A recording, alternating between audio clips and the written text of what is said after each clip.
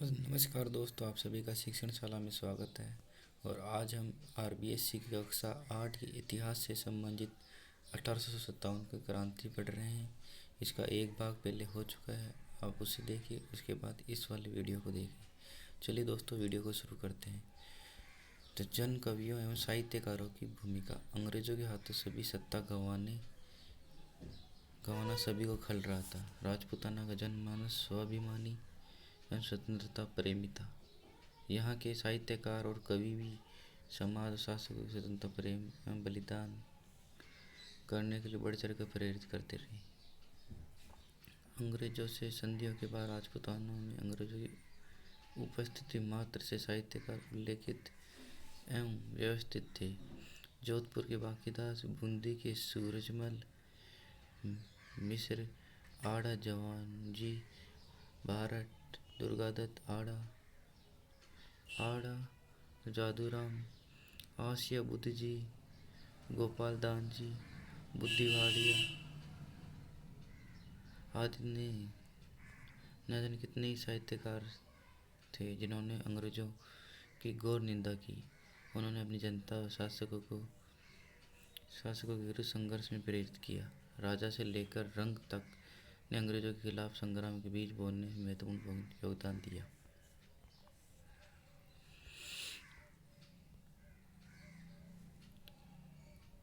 अंग्रेजों की छावनियाँ लूटने और डूंगरजी जवाहर जी की प्रशंसा में लोकगीत रचे गए। बीकानेर के शासक की तारीफ कवियों ने की क्योंकि उन्होंने जवाहर जी को अंग्रेजों के सौंपने से मना कर दिया। जोधपुर के शासक पर व्यंग इसलिए करते क्योंकि उन्होंने डूंगर जी को अंग्रेजों के दे दिया था।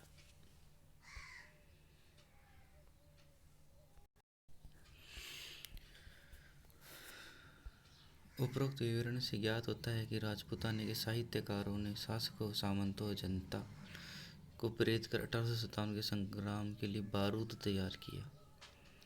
इस संग्राम की लहर पूरे देश में फैल गई। जगह जगह भारतीय सैनिकों, सामंतों, शासकों के साथ जनता ने बढ़ चढ़कर हिस्सा लिया। तो फिर राजपूताने पीछे क्यों रहने वाला था। 1857 की क्रांति में पूरे देश के शासकों ने, सामंतों ने बढ़ चढ़कर हिस्सा लिया था और क्रांति को विस्तृत रूप फैलाने में सहयोग करा।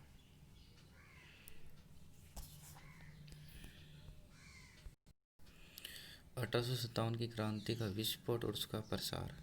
क्रांति की योजना नाना साहब पेशवा और उसके सहयोगी अजीमुल्ला तथा रंगोजी बापू ने मुख्य रूप से तैयार की थी। मुगल बादशाह बहादुर शाह के नेतृत्व में 31 मई 1857 के दिन समूचे भारत में क्रांति की शुरुआत हुई। क्रांति का नेतृत्व किसने किया? बहादुर शाह जफर सेकंड ने। कब शुरू होनी थी? 31 मई 1857 को, लेकिन यह क्रांति समय से पूर्व ही आरंभ हो गई थी। इसके लिए लाल किले में गुप्त बैठक हुई। क्रांति के संदेशवाहकों ने विभिन्न रूपों में देश के विभिन्न भागों में क्रांति के प्रतीक चिन्ह, कमल का फूल और चपाती। क्रांति का प्रतीक चिन्ह क्या थे? कमल का फूल और रोटी या चपाती। 31 मई को सभी जगह एक साथ क्रांति का श्रीगणेश करना था। क्रांति का श्रीगणेश 31 मई को होना था, परंतु चर्बी वाले कारतूसों ने विभिन्न आक्रोश से सारी योजना छिन्न भिन्न कर दी। 31 मई से पूर्व ही अधूरी तैयारी में आरंभ होगी। 29 मार्च को बेरनपुर की छावनी में सैनिकों को चर्बी चढ़े कारतूस वितरित किए। उन्हें दांतों से काटने से मना कर दिया। था। अंग्रेज अधिकारियों ने उन्हें गिरफ्तार करने का प्रयास किया। तब तक मंगल पांडे नामक एक सैनिक ने अपनी बंदूक तानकर वहां उपस्थित 2 अधिकारियों को ढेर कर दिया। पांडे पकड़ा गया। उन्हें 18 अप्रैल को फांसी दी गई। मंगल पांडे को कब फांसी दी गई थी? 18 अप्रैल 1857 को। मेरठ में ही एक भारतीय पलटन को चर्बी वाले कारतूस दिए। सैनिकों ने उनका उपयोग करने से मना कर दिया। उस सबको गिरफ्तार कर लिया और इससे सैनिकों में असंतोष फैल गया। यह घटना 9 मई की थी।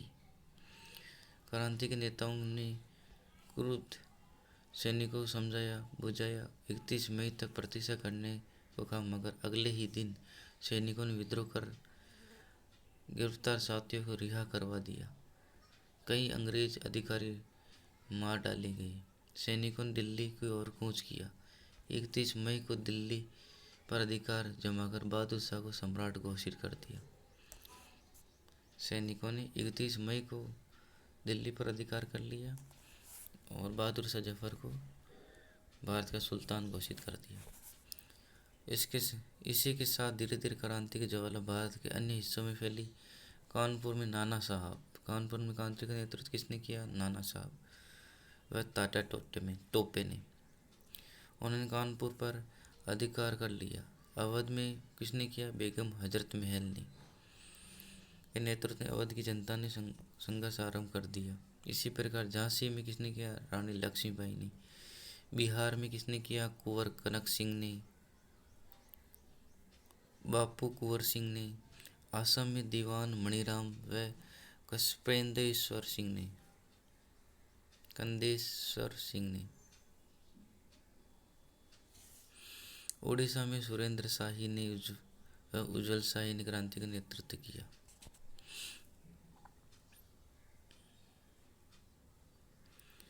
अब दोस्तों ये है कि कानपुर में कौन? नाना साहब तो टाटा टोपे। अवध में कौन? बेगम हजरत महल। झांसी में कौन? रानी लक्ष्मीबाई। बिहार में कौन? बापू कुंवर सिंह। असम में कौन? दीवान मणिराम व कंदेश्वर सिंह। उड़ीसा में कौन? सुरेंद्र शाही और उज्जवल शाही। इन्होंने क्रांति का नेतृत्व किया था।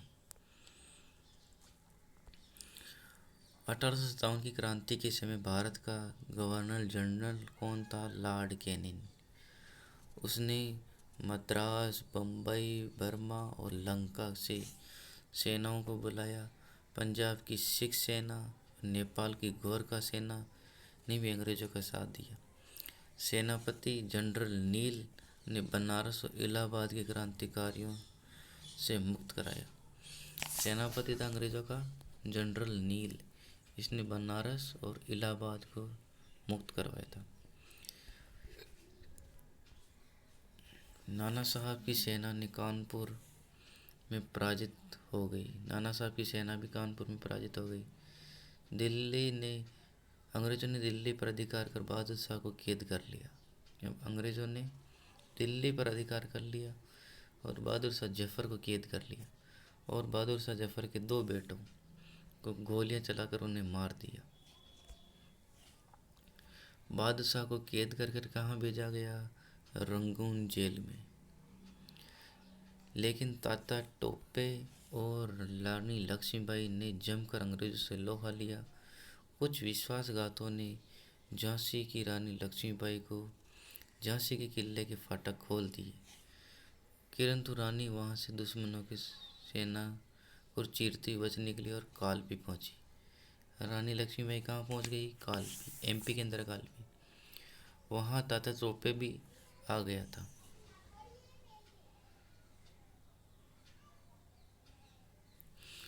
दोनों ने ग्वालियर पर आक्रमण किया। ग्वालियर को अंग्रेजी सेना ने घेर लिया। रानी वहां से बच निकलकर एक स्थान पर शत्रु सेना द्वारा घेर ली गई थी। रानी लक्ष्मीबाई को अंग्रेजों ने घेर लिया। अब बच निकलने का कोई उपाय नहीं देकर शत्रु सेना प्रलय मचाती अंत में वीरगति को प्राप्त हो गई। अब कोई उपाय नहीं बचा था। अंग्रेजों ने रानी लक्ष्मीबाई को घेर लिया तो उन्होंने वीरतापूर्वक लड़ते हुए वीरगति को प्राप्त हो गई। तात्या टोपे अब अकेला रह गया, लेकिन वह शत्रुओं की निगाहों से बचता हुआ जगह जगह अंग्रेजों की नींद हराम करता रहा। अंत में विश्वासघातों के कारण तात्या टोपे पकड़ा गया। अंग्रेजों ने तात्या टोपे को फांसी दे दी। इस तरह मंगल पांडे, तात्या टोपा, लक्ष्मीबाई आदि भारतीय माँ के सपूत स्वतंत्रता की पहली लड़ाई में शहादत को प्राप्त हुए। ये जितने भी क्रांतिकारी हुए थे, इनको वीरगति प्राप्त हुई थी। अब दोस्तों 1857 के स्वतंत्रता संग्राम में उसमें योगदान किस किस का था, किन किन छावनियों का था, राजस्थान का क्या योगदान था 1857 की क्रांति में, तो उसको पढ़ते हैं। भारतीय क्रांति का प्रभाव राजस्थान पर भी पड़ा। राजस्थान में उस समय नसीराबाद, ब्यावर, खेरवाड़ा, देवली, एरनपुर और नीमच, ये 6 छावनियाँ थी, जिसमें ये नीमच एमपी के अंदर आती है। बाकी की 5 छावनियाँ राजस्थान के अंतर्गत आती थी।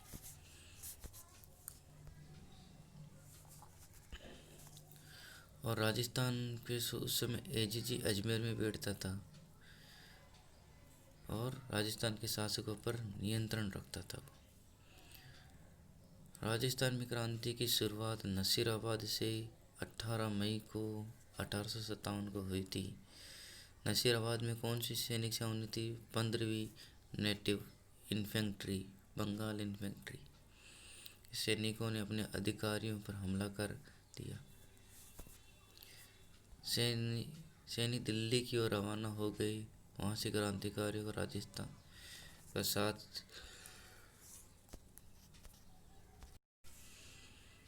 साथ चाहता था। नीमच में मोहम्मद अली बेग नामक सैनिक ने कर्नल अबोट को चुनौती दी। 3 जून को नीमच में भी क्रांति हो गई। नसीराबाद में क्रांति कब हुई? 28 मई 1857 को। और नीमच में क्रांति कब हुई? 3 जून 1857 को। यहाँ पर नीमच में किसने नेतृत्व किया? अली बेग ने।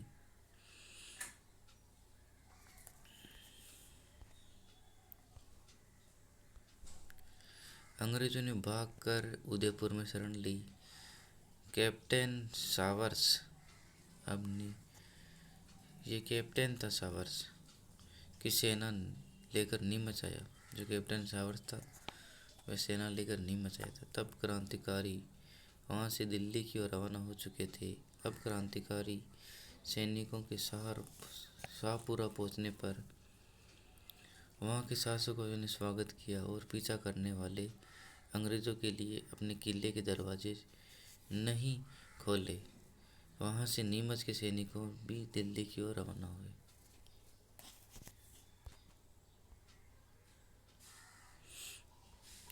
21 अगस्त 1857 को एरनपुर छावनी में, एरनपुर पाली में दोस्तों, तेनाली टुकड़ी ने आबू में सैनिकों का विरोध कर दिया। अंग्रेज सैनिकों का विरोध कर दिया एवं वहाँ अंग्रेज अधिकारियों पर हमला किए। एरनपुर आकर सैनिकों ने अपनी छावनी को लूटा। नारा कौन सा लगाया? चलो दिल्ली मारो फिरंगी का नारा लगाते हुए एरनपुर के सैनिक दिल्ली की ओर रवाना हुए। जितने भी क्रांतिकारी थे वे दिल्ली की ओर रवाना हुए। नारा दिया था चलो दिल्ली मारो फिरंगी का। एरनपुर के सैनिकों की भेंट खेरवा नामक स्थान पर आउवा पाले के ठाकुर कुशाल सिंह से हुई थी। कुशाल सिंह जोधपुर महाराजा व अंग्रेजों से असंतुष्ट थे। उसने सैनिकों का नेतृत्व संभाला। कुशाल सिंह के आह्वान पर आसोप का, अलाणियावास का एवं गूलर के सामंत अपनी सेनाओं सहित आउवा आ पहुँचे। खेजड़ला यानी मारवाड़ एवं मेवाड़ के सलुम्बर, रूपनगर, लहसानी आदि के सामंतों ने अपनी सेनाएं लेकर उनकी सहायता हेतु भेजी। जोधपुर के महाराजा तख्त सिंह, जोधपुर का उस समय महाराजा कौन था? तख्त सिंह ने सैनिक विरोध के समाचार मिलते ही अपनी राजकीय सेना क्रांतिकारी सैनिकों के विरुद्ध आउवा भेजी। कुशाल सिंह की सेना ने 8 सितंबर 1857 को बिठोड़ा नामक स्थान पर जोधपुर राज्य की सेना को बुरी तरह परास्त किया।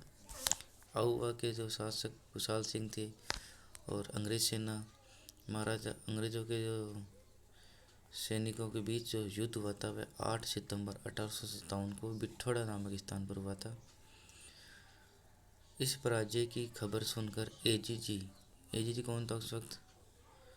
लॉर्ड पैट्रिक लॉरेंस की सेना आउवा पहुंच गया और 8 सितंबर 1857 को वहाँ पराजित हुआ। अब 8 सितंबर 1857 को युद्ध हुआ, उसमें भी वे पराजित हो गया। जोधपुर का पॉलिटिकल एजेंट कौन था? मैकमेसन। और जोधपुर का शासक कौन था? तख्त सिंह। पॉलिटिकल एजेंट कौन था? मैकमेसन। भारत का एजीजी कौन था?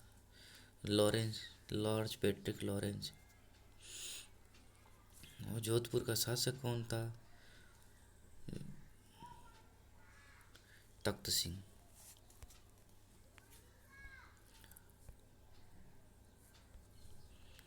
उसका सिर आउवा के किले के दीवार पर लटका दिया। जो मैकमेसन था उसका सिर काट कर आउवा के किले पर लटका दिया। लॉरेंस पुनः अजमेर लौट आया। इधर अक्टूबर 1857 में जोधपुर लीजियन के क्रांतिकारी सैनिक दिल्ली की ओर बढ़े। जनवरी 1858 में होम्स के नेतृत्व में सेना आउवा पर आक्रमण किया। लॉरेंस ने होम्स के नेतृत्व में अंग्रेज सैनिक टुकड़ी भेजी और 1858 में आउवा पर आक्रमण किया। कुशाल सिंह ने सलूम्बर के सामंत को शरण ली। अंग्रेजों ने आउवा पर किले को रिश्वत देकर किले की दीवार खुलवाई। जो आउवा का किलेदार था उसको रिश्वत दे दी और किले की दीवार खोल दी। ये है दोस्तों आउवा के किले की दीवार जहाँ मैकमेसन का सिर काट कर लटकाया गया था। यहाँ पर कहीं मैकमेसन का सिर काट कर लटका दिया था।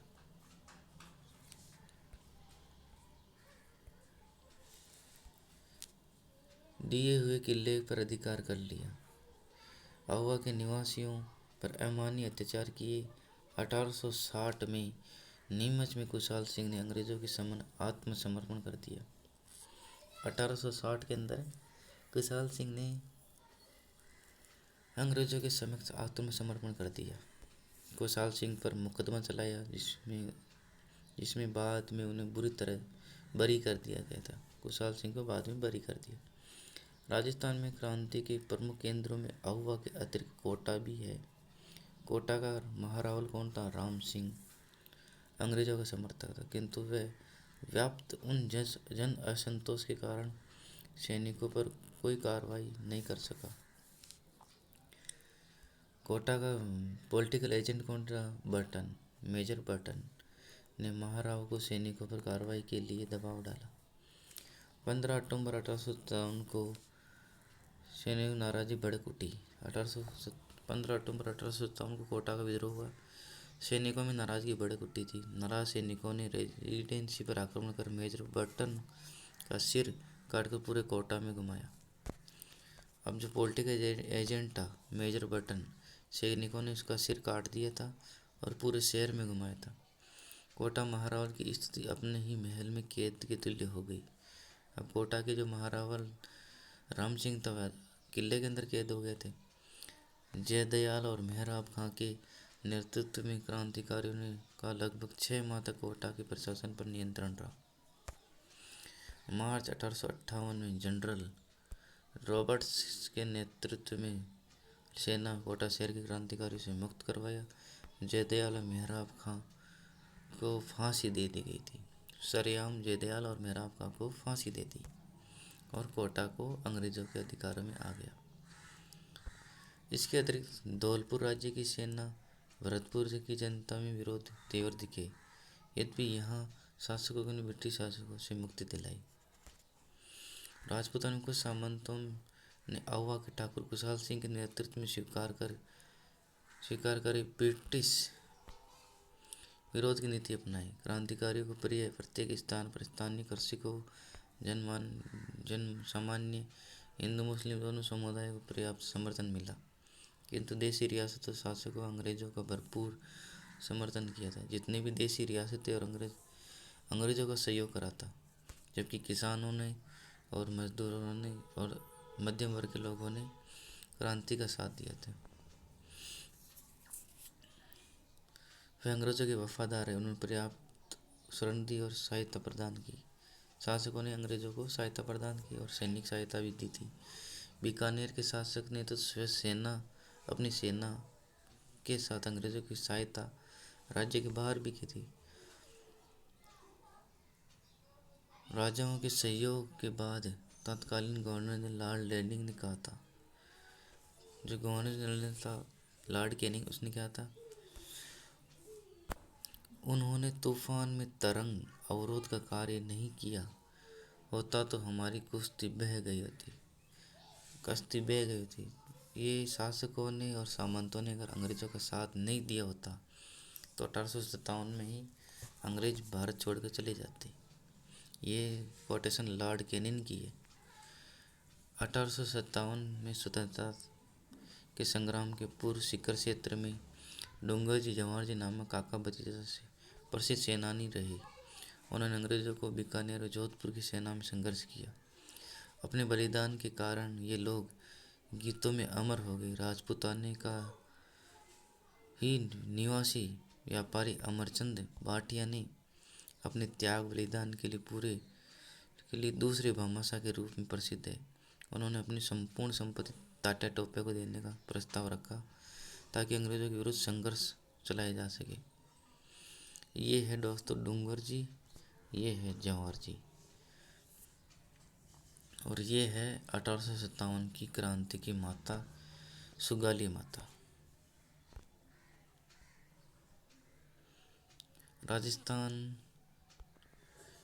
व भारत में क्रांति के दौरान एक बात ये रही कि क्रांतिकारी सैनिक अपनी छावनियों में विद्रोह करने के बाद दिल्ली की ओर चढ़े। दिल्ली पहुंचने पर वे लक्ष्य विहीन हो गए, उनकी एकता भी खंडित हो गई। इसके विपरीत जैसे जैसे नाराज सैनिक दिल्ली की ओर बढ़े, अंग्रेजों ने उनकी अनुपस्थिति में वहां पर पुनः अपना नियंत्रण कायम कर लिया। फलतः क्रांतिकारियों को स्थायी सफलता नहीं मिल पाई। देसी रियासती शासकों को ब्रिटिश स्वामी भक्ति के कारण अंग्रेजों ने अत्यंत कड़ाई क्रांति को दबा लिया। जून 1858 तक अंग्रेजों का अधिकांश स्थानों पर पूर्ण नियंत्रण स्थापित हो गया। अब जो 1857 की आराध्य देवी थी सुगाली माता, उसके बारे में चर्चा करते हैं। आवा की कुल देवी सुगाली माता पूरे मारवाड़ क्षेत्र में आराध्य देवी रही। इस देवी प्रतिमा के 10 सिर 54 हाथ थे। ये दोस्त इम्पोर्टेंट है। इसके 10 सिर थे और 54 हाथ थे। ये देवी प्रतिमा 1857 की क्रांति संग्राम स्वतंत्रता संग्राम सेनानी की प्रेरणा स्रोत रही। कहा जाता है कि स्वाधीनता सेनानी अपनी गतिविधि इसी देवी के दर्शन कर प्रारंभ करते थे। 1857 की क्रांति के परिणाम और उसके विश्वव्यापी प्रभाव दोस्तों हम कल पढ़ेंगे। आज के लिए दोस्तों कल फिर एक नए वीडियो के साथ आपसे मुलाकात होगी। अगर वीडियो पसंद आया है तो लाइक कीजिए, शेयर कीजिए और चैनल को सब्सक्राइब कीजिए। तब तक के लिए धन्यवाद। जय हिंद।